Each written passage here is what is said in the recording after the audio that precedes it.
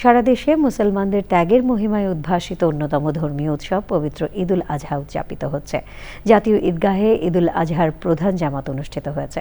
রাষ্ট্রপতি ও প্রধানমন্ত্রী জাতীয় ঈদগাহে ঈদের নামাজ আদায় করেছেন। নামাজ আদায় করেন প্রধান বিচারপতি, বিশিষ্ট নাগরিক সহ সর্বস্তরের হাজার হাজার মুসল্লি।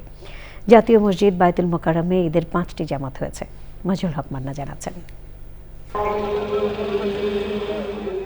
ভোরের আলো ফোটার সাথে সাথেই নতুন পোশাক, আতরের সুগন্ধে ভরে ওঠে জাতীয় ঈদগাহের চারপাশ। ঈদের নামাজ আদায়ের জন্য ঢল নামে মুসল্লিদের। মানুষের চোখে এক অন্যরকম আনন্দ। এ যেন ত্যাগের মহিমায় আলোকিত এক পবিত্র সকাল।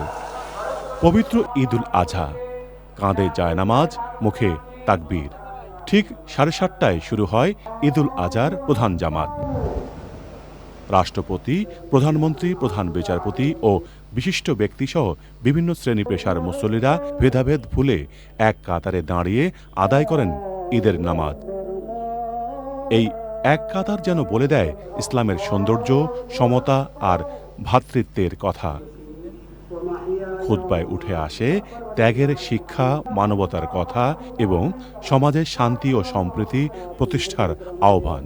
দেশ, জাতি ও মুসলিম উম্মাহর শান্তি সমৃদ্ধি কামনায় করা হয় বিশেষ মোনাজাত।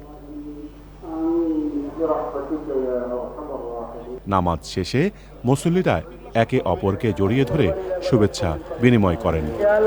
খুব ভালো, এবং ঈদরা এরকম ঈদ যেন প্রতিটা বছর হয়। ঈদ অনেক ভালো লাগতেছে। প্রথমবার বাসার বাইরে ঈদ কাটাচ্ছি, অনেক ভালো লাগছে। জাতীয় ঈদগাহে নামাজ আদায় করতে পেরে নিজেদের ভালো লাগার কথা অকপটে স্বীকার করে শিশুরা। ভালো লেগেছে, সবাই মিলে একসাথে নামাজ পড়েছি, খুব ভালো লেগেছে। সবাইকে ঈদ মোবারক। ঈদ মোবারক। আসসালামু আলাইকুম।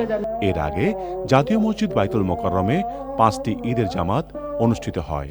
কোরবানির মাংস আত্মীয় স্বজন, পাড়ার প্রতিবেশী এবং অসহায় মানুষদের মধ্যে বিতরণের মধ্য দিয়ে ফুটে ওঠে মানবতার প্রকৃত সৌন্দর্য। আর এই দিনের শিক্ষা আমাদের জীবনে ছড়িয়ে পড়ুক, আমাদের জীবন সারা জীবন এই শিক্ষায় যেন আমরা ধারণ করতে পারি, এমনটাই আশা করছেন এখানে আগত মুসল্লিরা। জাতীয় ঈদগাহ থেকে মাজহুল হক মান্না, চ্যানেল আই। ঈদ লাগছে মনে, খুশির জোয়ার সবখানে। আর ঈদ লাগছে মনে, বিকাশ পেমেন্ট সবখানে।